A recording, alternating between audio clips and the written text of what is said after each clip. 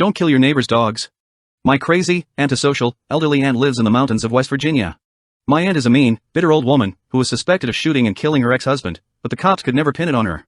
Years ago, she bought a small home on some land that borders the land of another family in a small, narrow, isolated, forested mountain valley. The other family had been living there for a long time, and they just wanted to be left alone, like most people who chose to live in a remote mountain location in West Virginia.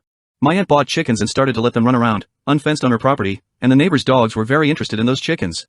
The chickens would roam around, and go over onto the neighbor's property. One day, without warning, she killed her neighbor's dogs for killing one of her chickens, and only one of the dogs was killed on her property. The other one was shot dead in the neighbor's front yard.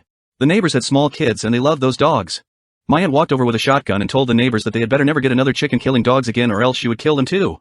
The neighbors didn't take too kindly to her killing their dogs, and her actions with the shotgun, waving it around and threatening them, was over the top. But they didn't call the cops, knowing that my crazy aunt, who had a reputation for being violent, was unlikely to be arrested, and if she were arrested, she would just quickly be released from jail and be back. So a couple weeks later, when my aunt went into town, her home's back window was broken, and a bottle of burning oil and gas was thrown into her house.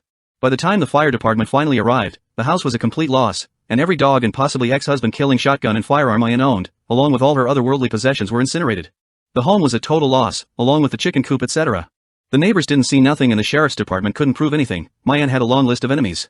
She didn't work and so was too poor and lazy to have homeowner insurance. So she had to move, and her son eventually bought her a cheap, run-down trailer in town. Those of us who knew my aunt figured she got what she deserved. Moral of the story, don't screw with a mountain man's dog.